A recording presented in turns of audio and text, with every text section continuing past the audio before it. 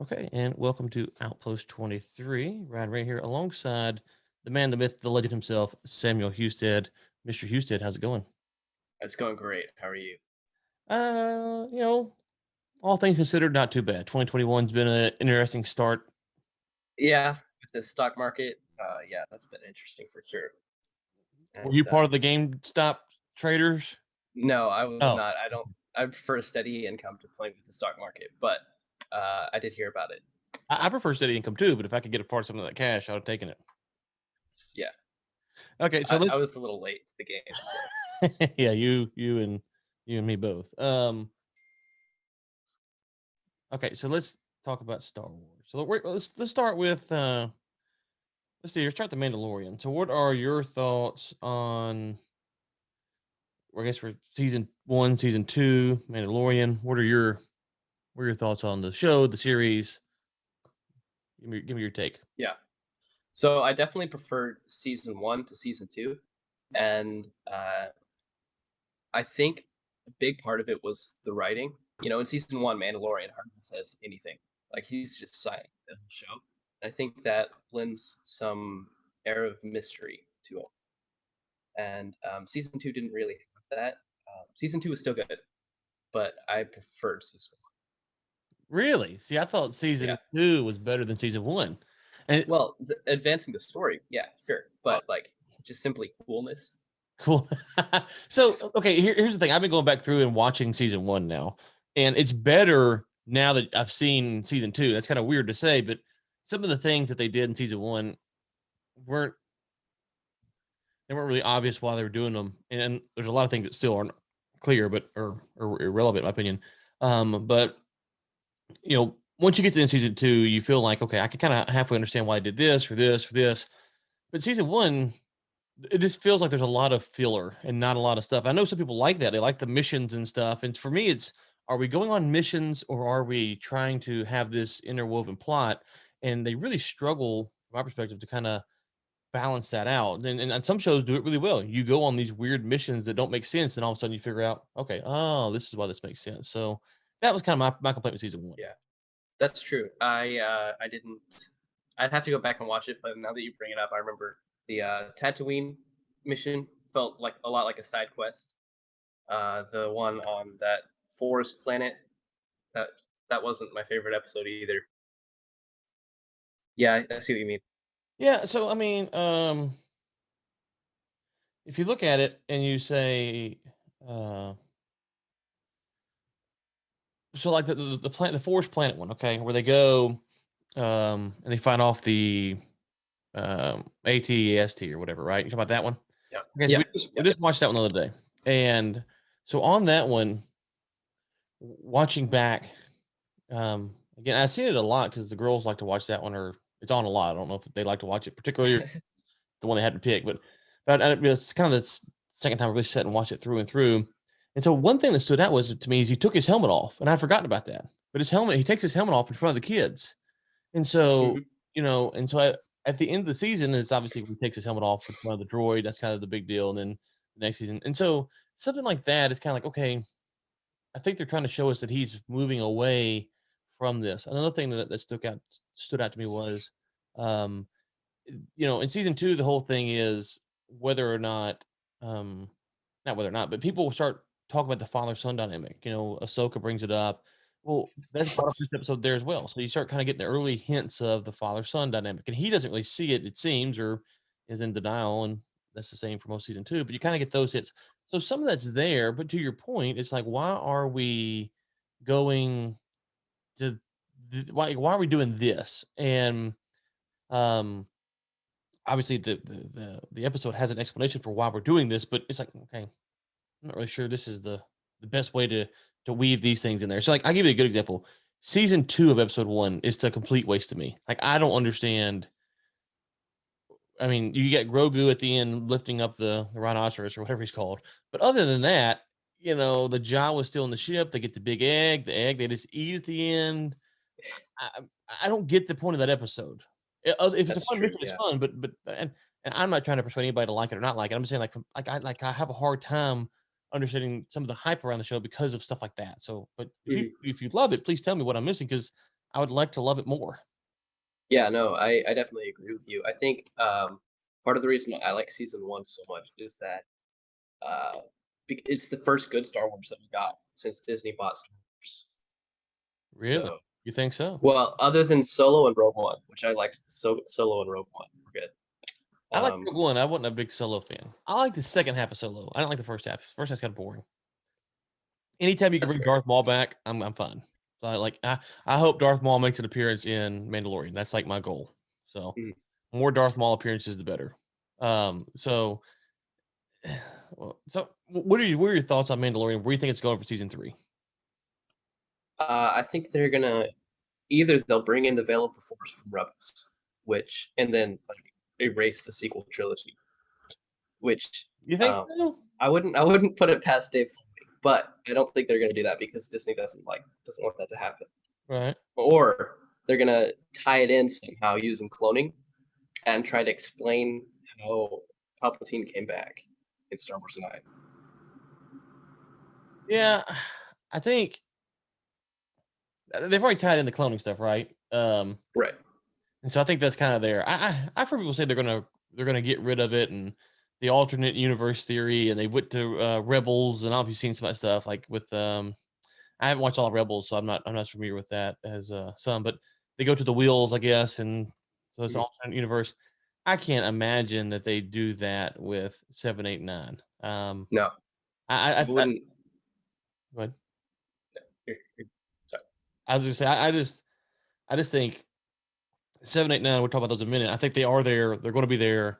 You have to deal with them. And can they do things to improve them? Sure. Can they do things to detract from them? Sure. But if you are Star Wars, there's no way you're just going to retcon 3 movies out of existence like that. This isn't the MCU. Like you just can't. It wouldn't be like people say it wouldn't be Star Wars. Like that would not be Star Wars. Like there's always a debate. This is a Star Wars movie. Da, da, da. It's like okay, well, if you made an alternate universe, I mean, maybe an expanded universe that's there. I don't know. I'm not an EU. I never read much EU, so I don't know. But for most Star Wars fans, that would be like, okay, what are we doing here? So I can't see them doing Right. Well, I said to my friend one time that when Disney bought Star Wars 2012, Dave Filoni was put in charge of the Rebels TV show, and so he made the Veil of the Force thing, which was like alternate realities and stuff, uh, in preparation for Disney messing up the sequel trilogy.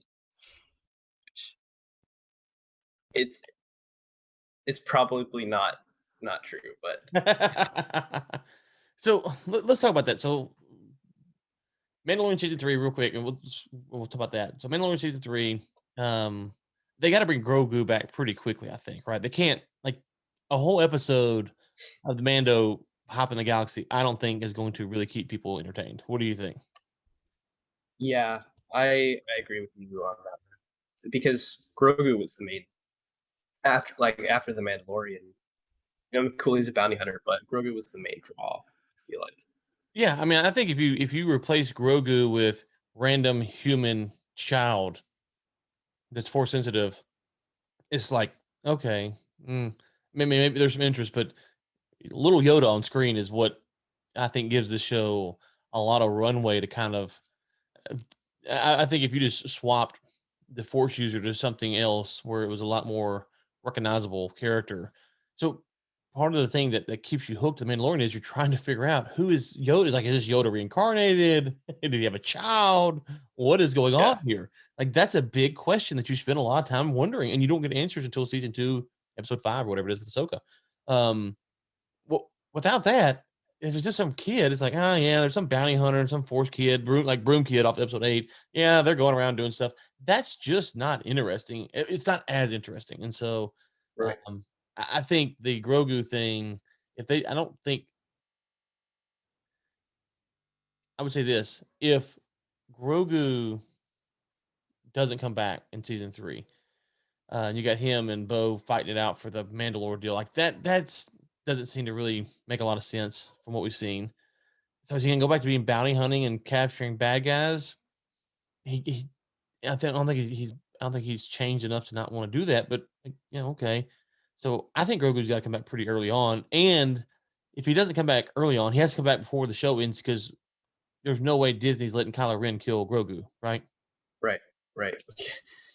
Kylo Ren tells Grogu to stay away from the temple on the day that he wrecks it. Yeah, and so I didn't think Luke was gonna come back and get him because Grogu would get killed by Kylo.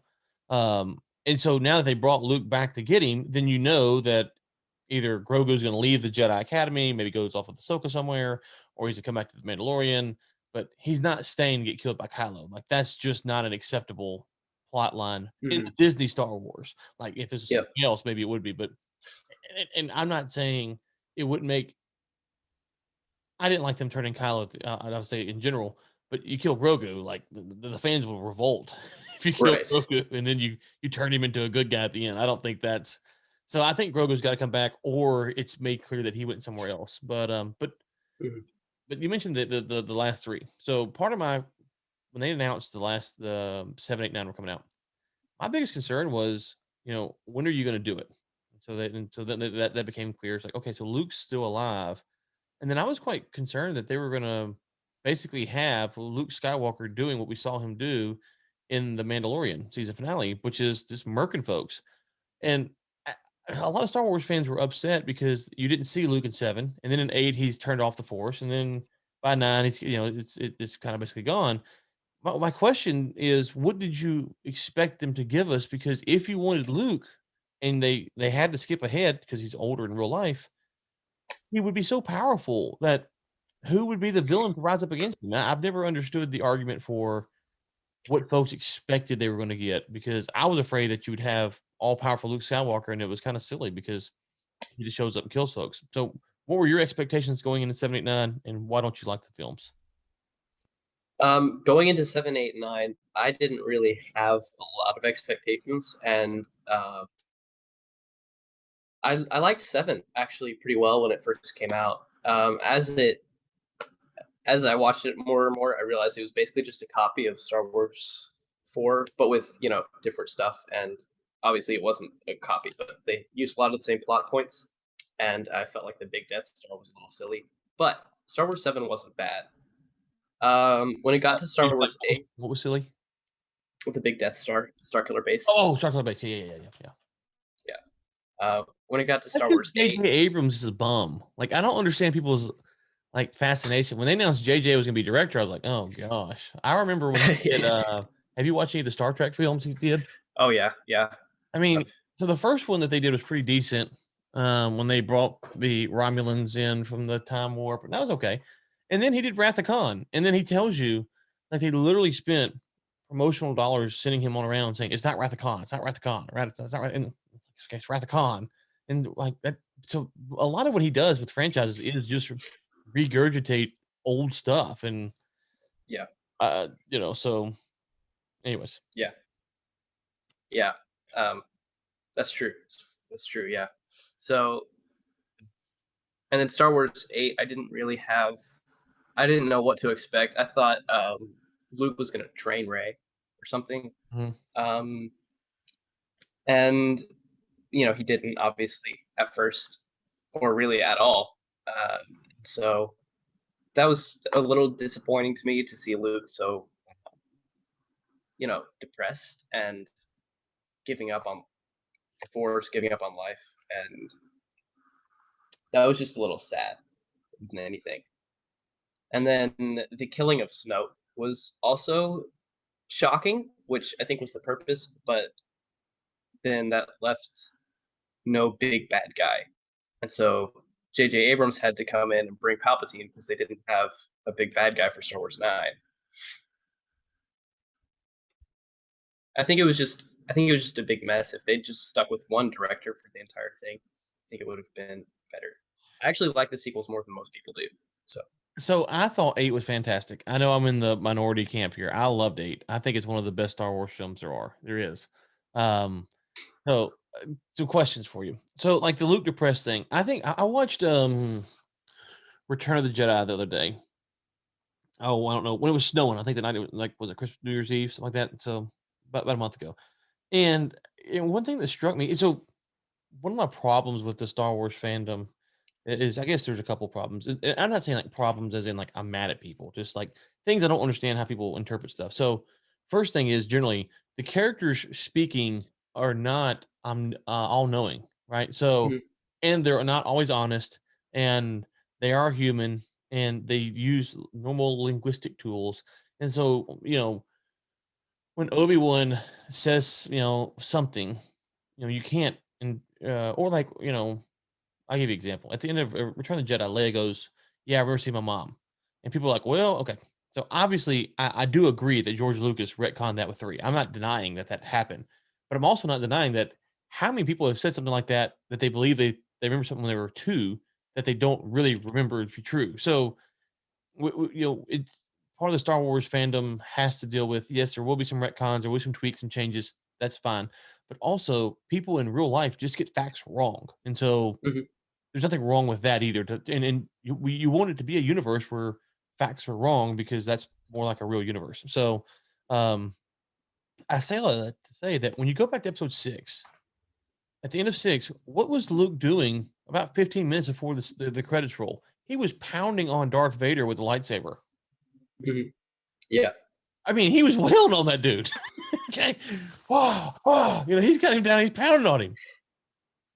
So you mean to tell me that the guy who's about to kill his own dad after fighting the temptation of the emperor and all that stuff, he finally gives in. He's about to kill his dad. For half a second, he couldn't pull his lightsaber out and light it up and gonna strike down Kylo. Like that's a perfectly reasonable presumption that happens. Thing to presume that would happen to Luke later on. If that's taking Luke from Return of the Jedi and making him the same character developed person that he is in Star Wars 8, which I feel like he would have got a lot more mature by Star Wars 8. Well, no, no. Well, I mean, that scene in Star Wars 8 happened what 20, well, not 20, but about so Probably 10. Luke and Kylo start training or start going around the galaxy 7 years before Episode 7. So sometimes between yeah, 6, 7, 8 years before whatever it is, 5 years I don't know before Episode 8 is when that scene happened. Okay, Mhm. um, so he didn't try to strike him. He wasn't pounding on him like he was his dad. But I mean, Luke's a human, and if if you're around me and you see me kind of flare up, and then 20 years you're around, you see me flare up again, it's like, yeah, yeah, yeah, well, okay. Luke Yeah. force choked a dude at at the beginning of 6. So he's got he's got a little gangster in him. That's all I'm saying. He's got a little gangster in him, and I just don't think it's unreasonable to presume that Luke could get concerned about what's going on and realize that, oh my gosh, maybe this whole thing's going to crumble, and then kind of panic because Kylo, I think everyone agrees, even Kylo agrees that he'd already turned basically by that point, right? Mhm. So Yeah. Luke sees it, and then does he realize that Palpatine's behind it or any of that? I have no idea, but he sees it. It kind of freaks him out. He pulls the lightsaber out, and then Kylo wakes up and it's a cut scene basically. So I don't think I think people had a problem with that. I didn't have a problem with that basically because Luke pounded his father with a lightsaber about to death before stopping, and so here he didn't even strike him. So I don't know. You don't think that's a reasonable character arc? I just think that maybe even if that part is reasonable, I don't think him giving up on the Force entirely because of that is reasonable. Luke has always been incredibly hopeful. Like if you he was the only one in Star Wars in the original trilogy to believe that his father had goodness still inside of him. So Luke is incredibly hopeful, Hmm. and so even if um, he had a moment of weakness, which I grant that can be perfectly plausible. Um, I don't feel like he'd turn his back on the Force and turn his back on the galaxy like that. Yeah. So. Yeah, the hard thing is, and so I agree. Based upon the 4, 5, and 6 evidence we have, it's hard to surmise. However, if all of your students just got murdered because of a mistake you had made, you're trying to reinvent the Jedi Order. You're trying to start it all from scratch. You're trying to be the leader, and literally everyone dies because of something you did. I mean, I don't know what you'd do. I don't know what he'd do. I do agree. I do agree with you. He is an optimist, which is why he comes back. I think, right? That's why he comes back in 8. Okay, that's yeah. And so I did. But my real question is this to take aside what they did do?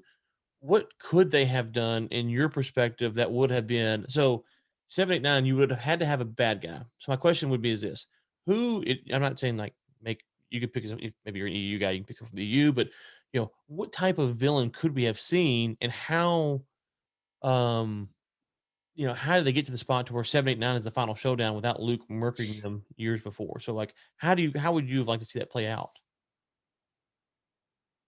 I feel like it would have been um, more interesting if we kept with Snoke because, uh, or either that or given more exposition in the earlier films that we were going to bring Palpatine because Palpatine is really the only guy who could withstand Luke. Uh, but they didn't. There wasn't any backstory to why he was here, and they just explained it all in Star Wars 9 with cloning and whatever. Um, Yeah, I do agree that falls short. I think it falls a little short too. and so I think it would be cool, actually. I like the idea of Palpatine guiding the whole thing. I just wish that we'd had more of that in the earlier films. Just hinted at, not Yeah, even agree. talked about. And that's the thing about 1, 2, and 3, I think that kinda gets lost is there's a lot in those films. Like, you go watch them, there's a lot. Like, there's this, like, okay, I mean, whatever you wanna say about the exposition and some of that stuff, there's a lot of stuff in there that you like, "Oh, wow, that was pretty clever," and Hmm. so 7, 8, 9, I haven't gotten that same level of depth, and that's because J.J. Abrams isn't that good of a director, I think, but, and I don't think I think it's fair to admit they didn't really have a plan. They were Right. kinda figure it out. And so, um, you know, but on the Snoke thing, on 8 specifically, you brought up the Luke being depressed and Snoke. One of the things that I thought was interesting was in episode 7, everyone knew who Snoke was, but we didn't, right? Right. Right. So like Leia's not surprised, Han's like, Snoke's trying to use you. Um, and maybe that is the subtle hint, trying to explain it away, I guess, is that they were all kind of deceived. But yeah, I do think the Palpatine crumbs are hard to find, and I agree. It's like, okay, if you're gonna bring him back, give me something because there's no indication that he is coming back. I can live with it. It's not the end of the world, but Mhm. Right. I'm kind of like you. I don't really. I want to see it now. To your point though, on 9, where I thought they were going with 9, and maybe if this wasn't Disney, they would have. Is you killed Snoke again? No Palpatine hint when I saw it. Right? You killed Mhm. Snoke. It's Kylo Ren is the baddest bad dude. Ray is the baddest good girl, good person. They're gonna fight for the galactic heavyweight championship of the world. Like that's the battle. Mhm. The rebellion, the what are they called? I think, and the resistance is basically crushed. They have a few folks. The first order is gonna be kind of in shambles, and this is going to be the battle between Kylo and Rey to figure out light versus dark.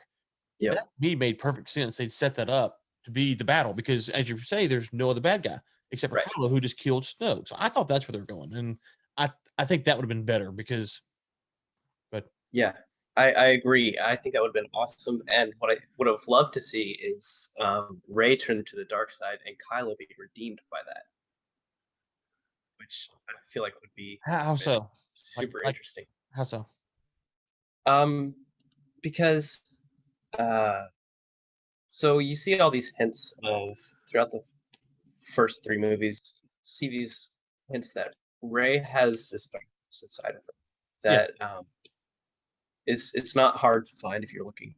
And uh, I don't know what the catalyst would have been that would have pushed her over the edge, but we saw a little bit of that in the Force Vision when she went to get the Hmm. Wayfinder. And then also we've seen that Kylo isn't really sure about his commitment to the dark side.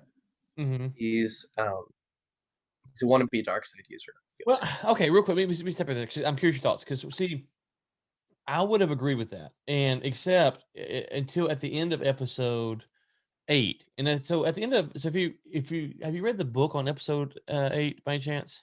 No, I've read the one for 7. Okay, so I can't remember how it goes, but basically the book in 8, Kylo, like when they shoot and they're on the ship that hits Leia, he basically says, "I can stop the missiles if I want." The other guys shoot, and he kind of pauses, and he's like, "I can stop them, but I'm not going to." Da da da. Okay, and you gotta be careful with the books versus the movie stuff, but ultimately, I felt like at the end of 8, he had given up on the whole bomb deal because he was going in there to kill who was ever in that cave, right? So I thought he Mhm. kinda so I agree that he was kinda going back and forth, and I thought that at the end of 8, him marching into that cave signified that if his mom's in there or whoever, he's about to go kill whoever's in this cave, and it doesn't matter. So I thought that was kind of where what that symbolized because he didn't really wanna kill his mom early on. As you say, he's kinda torn. So I thought that's where it was going, but obviously not. So, because what happened. So that's what I thought. That's kind of where I thought they were going with that, but I don't know. Maybe that's my only read. And why didn't they kill Finn? Like that made me mad. Yeah, well, he's just so useless, and I like Finn. He seems like a nice person, a nice character, but he's just so useless. He never does anything except shout Ray. But that was his moment, right? At the end of 8 when he Yeah, was going to right. He sacrifice could himself, have. like I thought I was like sitting there going, wow. I remember in the theater going, wow, they're about to kill this dude, and this is going to be a beautiful scene because he's a very selfish character. He's really struggled through 7 and 8 to really, seven's really more about his role in seven is about him, right? Escaping the first order, escape the first Mhm, order. He does fight, but he fights to kind of help Ray out. He's not really fighting for the cause. He's kind of like a Han Solo on some level. right. Um, and here we go in five, not five, 8, same thing. And then here it is. Wow, he's turning and he's going to give his life. Yeah, And then to and have then her have Rose Rose. Yeah. Oh boy, Rose. out, take him out. Like I didn't like I that has never made sense. So that scene and Canto Bite stuff, those are the two things that were 8. You could just take those out. Right. I'd be happy. And it would have made it a much shorter film too. Yeah, the Canto Bite thing I never got. Yeah. It was. I feel like that was just you would just want to just say something. But, Yeah, yeah. let me ask you this: if you go to jail, and I hope you don't, but if you go to jail, let's just back up here. If I tell you, hey, there's a guy with $1 million, right, and you gotta go Mhm. talk to him, and here's where he lives, and you go to that house and you get arrested, and you see the guy, and he stays, and you get arrested, and then you get put in jail, and the guy in jail is like, hey, I know where to find that $1 million, and you're like, oh, well, okay, sure, whatever. He's like, oh, by the way, I can open the jail and get out anytime I want to. I wouldn't trust that guy. Like, why were you in Yeah. here 5 minutes? Like, why were you in here when I got here? Like, why haven't you done this Why? before? Why did you escaped already? Yeah, Yeah. yeah. I've never like, did I miss something there? Like he could. Yeah. It's yeah. I mean, It was an interesting scene for sure. yeah, I've never understood, like, okay, A, why is he here? And B, why has he escaped? And B, why are you trusting someone who could have escaped at any point in history, but they've waited on you like that? That didn't make sense. Okay, so I'm curious your take on this.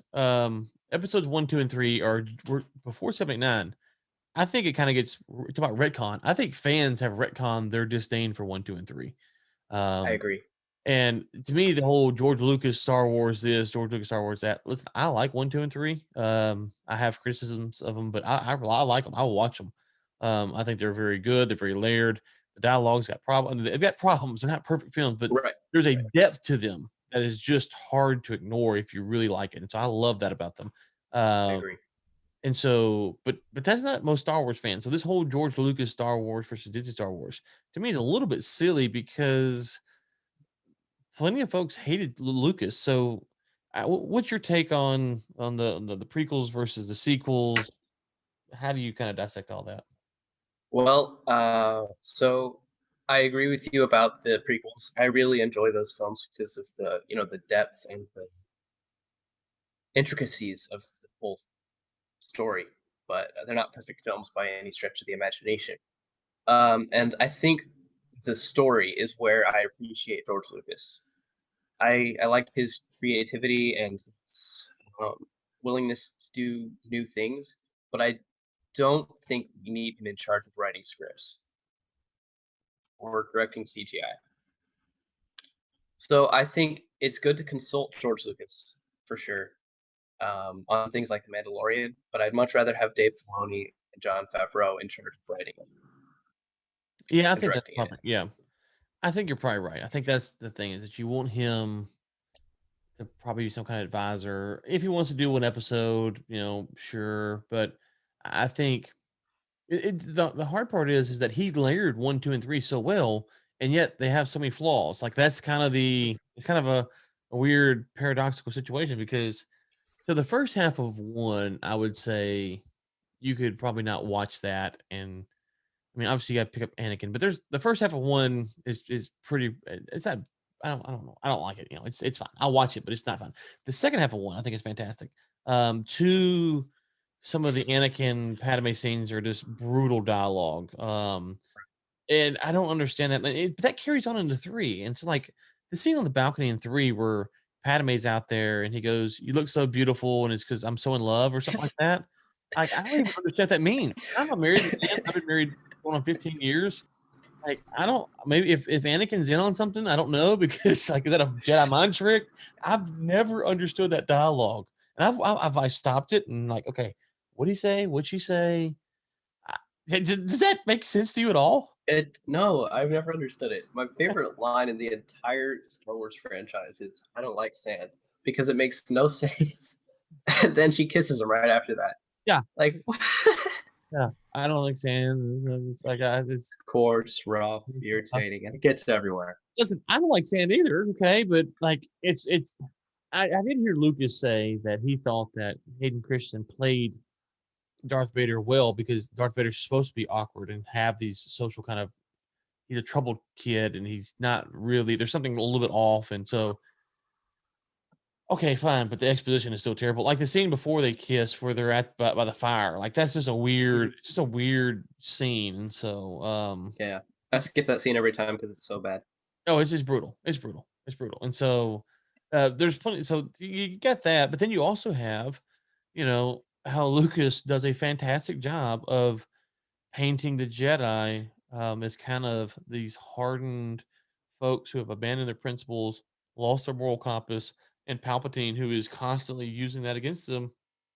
And I saw, I mean, even in the Clone Wars, the TV show, they weave that really well. So he's a master at stuff like that. I don't know why he can't. I don't know how you can do one so well and not the other. I guess is my thing. Like, how do you? Right. I don't know. So if you had to pick prequels or sequels, which one would you watch? Oh, definitely the prequels. I've always liked the prequels. Yeah, I grew up on them, so that's part of it. And they're fun movies. They're fun movies when you're a kid, and then when you get older, you realize the depth that they have, yeah. and so then you start to appreciate them even more. I feel like so. You mentioned the Solo and Rogue One. I thought Rogue One was really good. I really liked Rogue One. I did you have any problem with that with Rogue One? I I didn't have any problems with Rogue One. It's canonical. It doesn't really break anything in the universe. It was just a little bit boring, but it's a good movie. The soundtrack is nice. Really, you thought it was boring?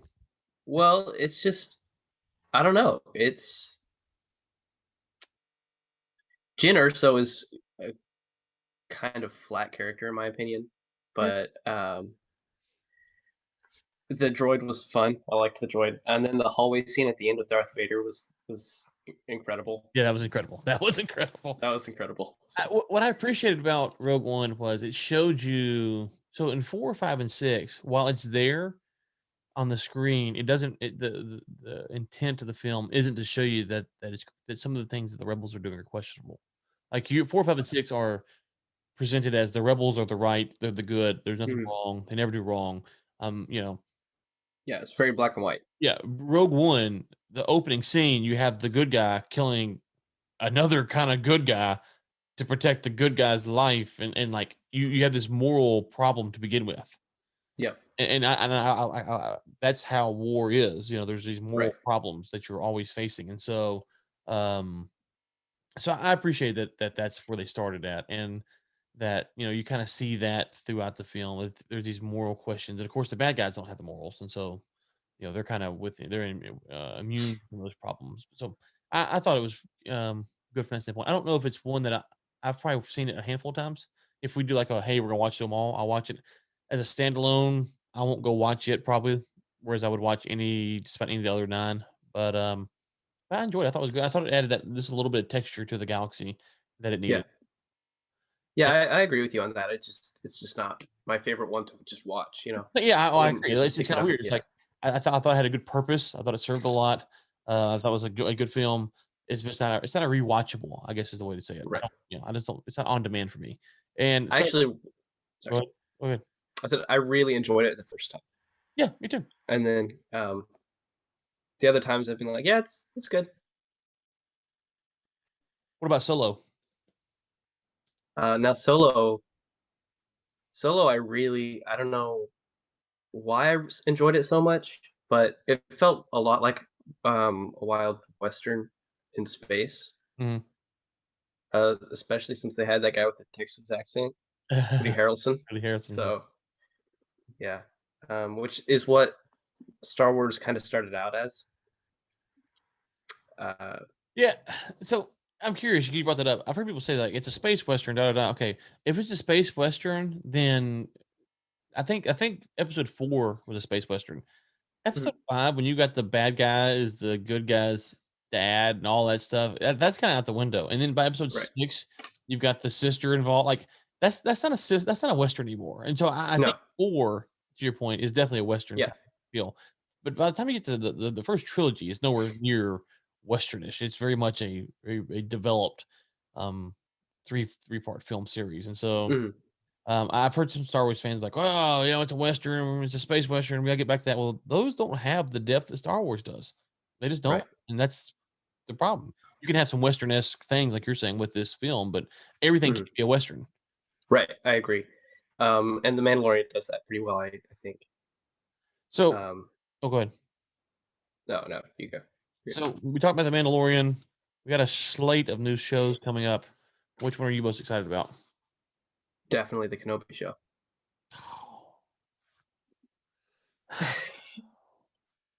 Sorry, I just love Ewan McGregor. So, Okay, sell me on why the Kenobi show is going to be good. I'm not entirely sure that it will be. I just wanna watch it. I'm most excited about a show that I'm not convinced will be good. Yeah. Let me rephrase it Um, this way.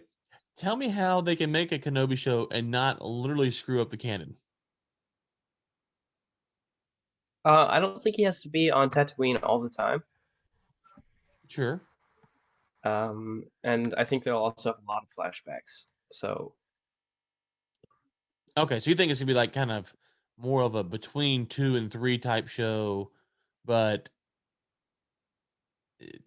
it's obviously existing between 3 and 4, but a lot of flashbacks to kinda take you back between 2 and 3. possibly. I think that's possible. I don't really know what to expect from it is the thing, and so I don't haven't heard hardly anything about it. I know there have been problems with the script writing, and so I'm nervous for it, but I'm also excited for it, It's if that just makes one sense. season, right? Yes, it's gonna be 1 season, I think 6 or 8 episodes, but I think it's 6 episodes. Yeah, if it's 6 episodes, th they have a shot. I think they have a Yeah. shot. Because Mhm. you don't have in 6 episodes could literally be a 6-part build up to one thing, you know? Right. And there's a I need to go back and watch 4. Someone said there's a line that Vader says in 4 that they could connect to, like, "You shouldn't have come back here again," or something like that. I can't remember what Mhm. it is. I need to go back and watch 4 again, but there's a line apparently in 4 that potentially, would indicate that maybe Vader and Obi-Wan had seen each other prior between 3 and 4. I can't remember what it is, and I haven't verified it for myself, but I remember someone saying that. But, um, Vader so we know from the comic books that Vader knows that Luke's his son before 4, okay? Right. Um, so But he doesn't know about I Leia. mean, I'm sorry, before 5. I'm sorry, before 5, not before not before 4, before 5. Between 4 and 5, he finds out, right? Yeah, I think so, that makes sense, Yeah, so because in between 4 and 5, he finds out on his own without mhm, Emperor telling him. So when the Emperor tells him in 5, he already knows. yeah. Okay, so if I guess my thing would be is that if Vader and Obi-Wan connect between 3 and 4, why would Vader not try to hunt him down? Yeah, that's a good question. I don't know that Vader and him do connect. I wasn't thinking they would. because he says a line in Star Wars 4 that says, "When you left me, I was but the learner. Now I'm the master," which would indicate that the last time he left him was when he was laying on that lava Mustafar. lava slope.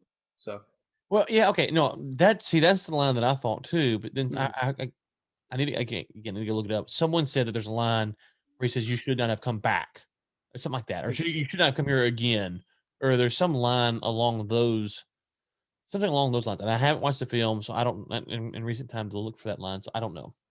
It could be someone completely off the rocker. And so because my understanding was exactly what you're saying, which is they had, Mustafar was the last time they saw each other. Um, Yeah. so if it is Mustafar, then I don't know. So what would be the sixth thing? What will be a 6-part series, 8-part series that they're going to build up to do? Like, what does Obi-Wan need to do?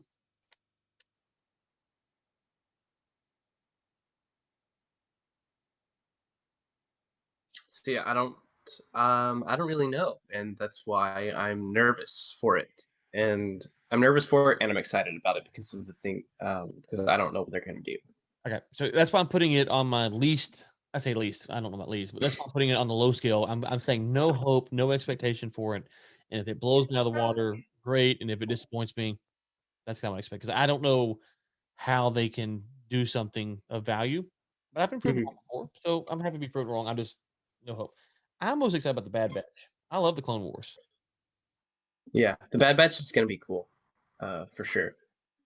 I wish I wish they would do more Clone Wars type series because you can do so much with those shows. You can fill in so many gaps for the nerds like me and you who wanna know more. Like, you could do it in the Clone Wars. While it's weird that they're all out of order and stuff like that, it's also kind of interesting because, they're 2 I always consider them as, like, 2 or 3-part 2 or 3-part shows that are 1 film. So, Mm. here's a film about, this mission here or this thing there. And some of them aren't very good, but generally speaking, I think they're good, and I wish they would continue to put out those type of shows because, you have a question about this? Well, what better way to do it than in the Clone Wars type atmosphere? Yeah, for sure. I did not watch Clone Wars when I was a kid because we didn't have TV, so I'm having to watch it now as a mega Star Wars fan and knowing all the lore. I'm like, "Oh, that's when that happens." Mhm. And, it's really cool. So I'm in, like, the middle of season 3 right now, and, They're not in order, right? yes, I do know Okay. that now. Yeah, I was I didn't know it the confused. first 2 times I watched through it, I had no idea that. Yeah, I just yeah, watched it, like, "Oh, that's cool. Okay, whatever." And I'm because they go but yeah. There's an episode there's an arc in season 1 about Pantora, and then they go back to that in season 3. And there's also an arc about Ryloth, with the Twi'leks, and they go back to that as well in season 3, yeah. Yeah, and that threw me for a loop. yeah, right, so I never watched them. I always watch them in order, and then someone told me that, I was like, "Ah," I thought that I heard a buddy of mine was saying it, I thought he was joking, and I went and looked it up, I was like, "Oh, wow, they're really out of order." I mean, obviously, they're not all out of order, but, the first chronological one of the show would be season 2, episode, like, 17 or 15 or something like that. Yeah, so, Yeah. like, that's the first one, and so you got that one, and you got season 1, it's Christophsis when they're on that planet, with Admiral Trench and Anakin gets the cloak ship. That's the Mhm. first one of the chronological series. Anyway, Oh, interesting. and so, and the second one is they go back to that planet and they're, um, trying to save someone, I can't remember, so, but anyways, I think it's a good avenue to kind of move through stuff and clear up questions or whatever you might have. I agree. Yeah. The Clone Wars animation style, uh, well, just like not even the animation style, just like the style of show that it is would be really good for that. Yeah. So what other shows are you looking forward to? What about Book of Boba Fett? Book of Boba Fett seems interesting. I'm not sure what they're gonna do. Probably just like smuggler tales or whatever. Uh, That's also what, another 8, 10-part series, something like that? yeah. I think it's just gonna be one season. Yeah, that's what I mean, 8 or 10 Mm. part series for 1 season, yeah. Same thing. Yeah, see, that's tying up with The Mandalorian, right? Yeah. And I so you have think they're that gonna. Sorry. yep, no, you have that one, you have Book of Boba, Mandalorian, Ahsoka, and one other, right? The Rangers? Rangers of the New Republic is in the sequels. I think Squadrons. No, hold on, just a second. But whatever they are, they're all tying up to one event. And that so what do you think that one event is Yeah, gonna be? probably the Thrawn. Probably Thrawn. They're all gonna battle Thrawn? There- I don't know, but I know he's gonna. I'm pretty sure he's gonna be involved somehow because Ahsoka brings him up in the Right? Mandalorian. So they're probably gonna. I'm thinking Luke might battle Thrawn eventually. Luke comes back out and murks Thrawn. Probably, yeah. That's possible. You know, with the tech. It's possible now. I wish they would bring in a new character to play Luke. Yeah. Uh, I was thinking they should get Sebastian Stan. Have you seen a side by side of him and Yeah, Luke? I have. That'd be fun. This is the problem. This is the benefit that books have over movies is you can just bring characters in at will because you don't have to pay actors and people don't get old. As long as the writer still is around, you have the ability to, bring people back and forth and do what you want to. The problem with movies and film is people get old, they want too much money, they want all this stuff. And so that's it's one of the things that makes it tough where people get mad, oh, this guy doesn't look like that guy. It's like, Yeah, just allow for that was the problem a lot of people had with Solo, just because he didn't really look like him, but it's not that big a deal. I mean, I okay, so right. So if you had you playing me, then it'd be like, okay, obviously, yeah, we got a problem here. We got a problem here. But if you're talking about, someone who kind of halfway looks like me, it's like, yeah, whatever. Like, so it, Mhm. so I never understood that. So, what do you think about Cara Dune? I'm curious your thoughts on her as a character because there's kind of a lot of controversy about whether she'll be back or not, Gina Carano, but and maybe she'd be in the Rangers or whatever the X-Wing show is. I find her to be one of the most boring characters in Star Wars. Yeah, she's just like, let's go shoot some stuff. She's kind of like she's always like, yeah. I mean, I don't I don't care anything about the listen. Actors and actresses off screen have all kinds of political views that I agree or disagree with. I don't really care about that. But on screen, I just don't find her in performance compelling at all. Like I don't. Right. I don't feel like I feel that way with any of the Mandalorian characters other than Din and Grogu, and maybe Boba and Ahsoka, but Well, they're just all go ahead. go. No, go ahead.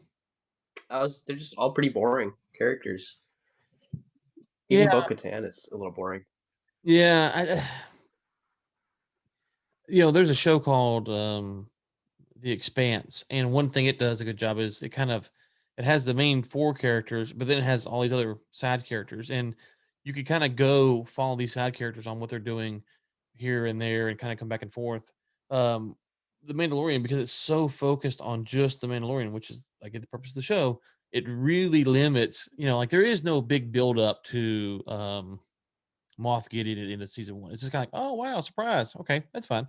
But then season two, it's like, well, what's he doing other than the few snippets you see him interact with the Mandalorian? And so you don't really get a sense of how bad of a guy he is or what he's doing or what he's plotting. And so you kind of get lost in this thing. And I think that hurts the other characters' development because I get it, it's the Mandalorian.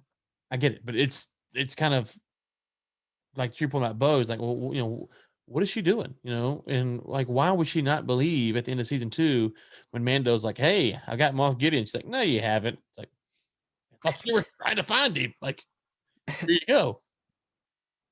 Yeah, yeah, it's definitely not the perfect show, but nothing in Star Wars is perfect, and um, Well, no, but I'm so saying, so if you had like Bo sprinkled out over 3 or 4 episodes where she tried to find him off and it was kind of beaten down and discouraged, mhm. like, and then he goes in, he's like, I found him, like, like that would make sense. Like, okay, she's tried, but the last time we saw her, she was literally devoting her life to finding Moff Gideon, and then someone says he found him, and you're like, no, it's like, well, I think so. I think that's where Right.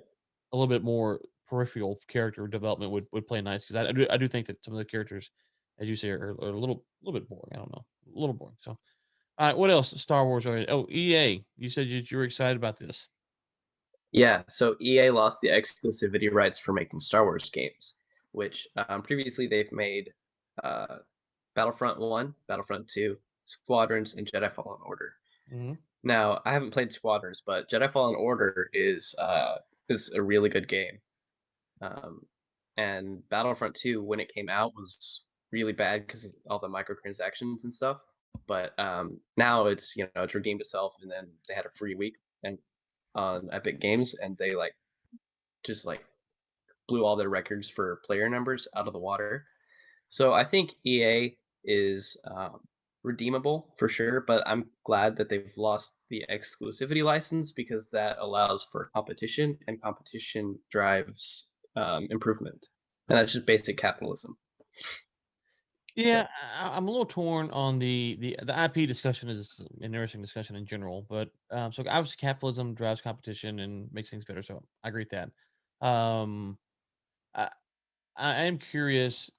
So if I think the game should be considered non-canon because part of the thing is people are like, oh well, in Fallen Order, this character does this, and that's part of the canon. And it's like, okay, the games need to be non-canon because it's just too much. It's just too much.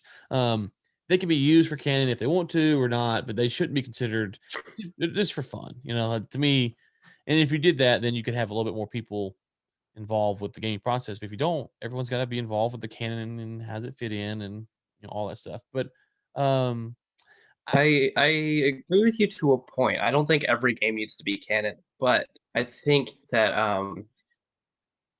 especially since the line between cinema and game is blurring. I think that a game is a good way to tell a longer story in a more immersive format, and I think um, certain games should definitely be canon. Like Fallen Order could tie in really easily with a lot of things. well, it is canon, I believe. Yeah. And so see, this is the difference. I think maybe for me and part of my generation, some of my generation would disagree than your generation. So I like turning on Mario and you press start and you just play, like you just play, you just go. We're gonna play Mario, or you turn on Madden and you just play.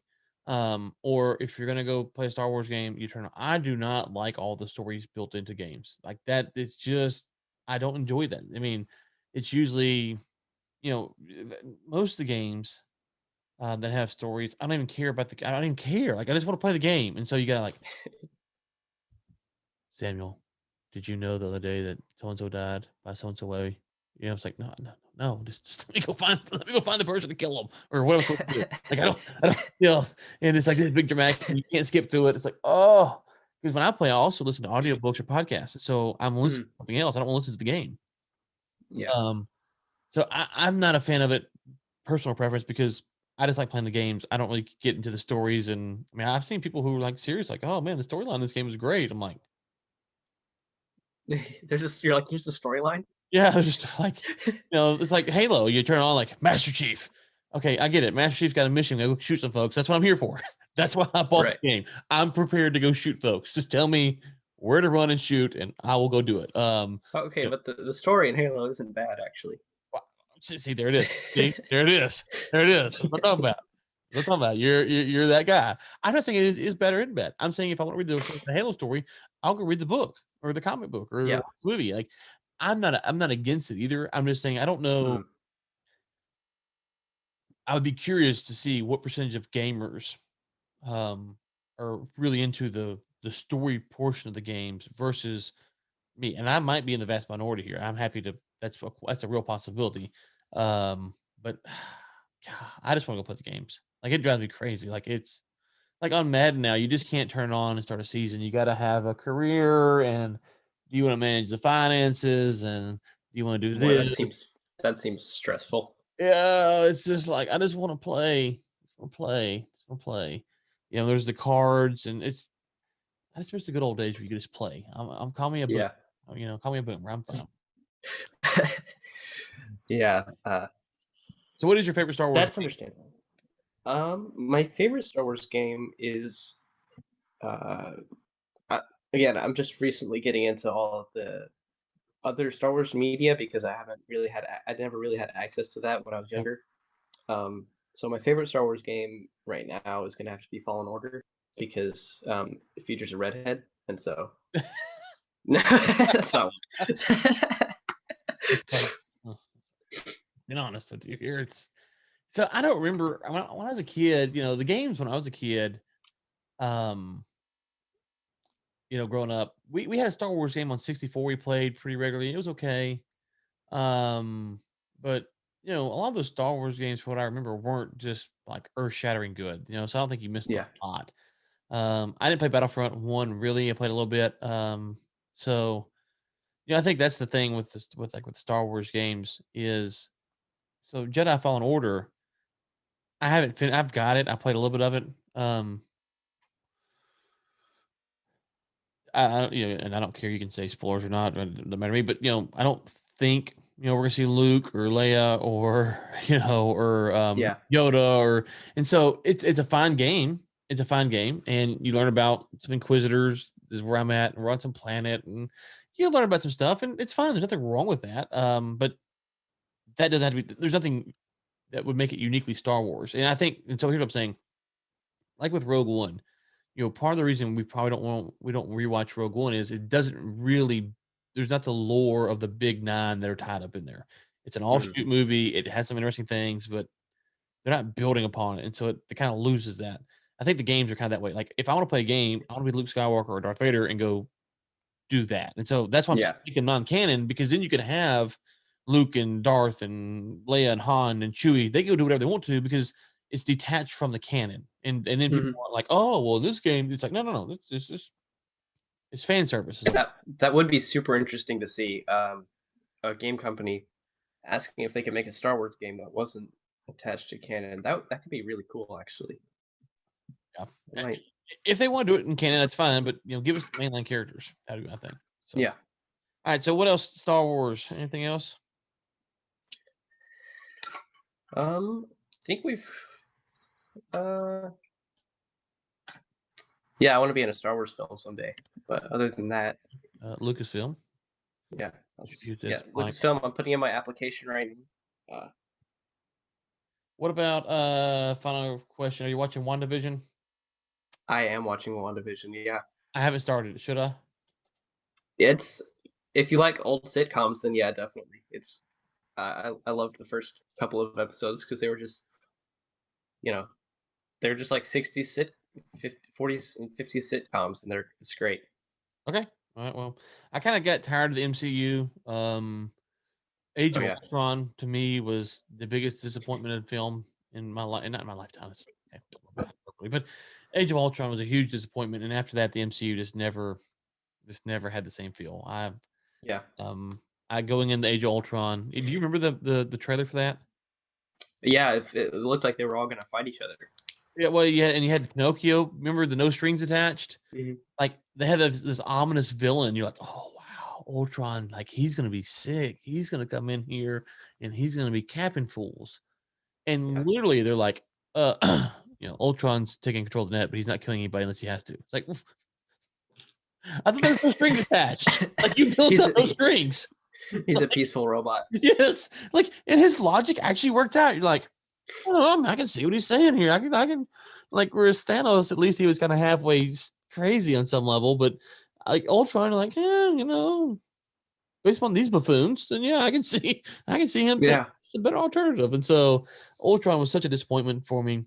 That also changed my perspective on movies. I got to now where I won't go to these films normally unless I watch for spoilers because wow, I, that was kind of the first time where I felt like the trailer deceived me in a way that I was expecting film A and I got film B. And so it was so hard to right. recalibrate. And so 7, 8, 9 did spoilers for all those. No, I didn't do spoilers for 8, I think maybe. Um, I don't think this Maybe that's why you liked it so much. yeah, maybe so. Well, I got a brother. His theory is I'm trying to think of it. I can't believe I didn't do them for right. No, I think my kids didn't want me to do them, so I didn't. I don't know. But generally, any film, if I really am invested in it, I'll go watch for spoilers, um, just so I don't get disappointed. Um, but I forgot what I was gonna say. Anyways, so All right, so I'll check out WandaVision. Mr. Hughes said anything else before we get off here today, sir?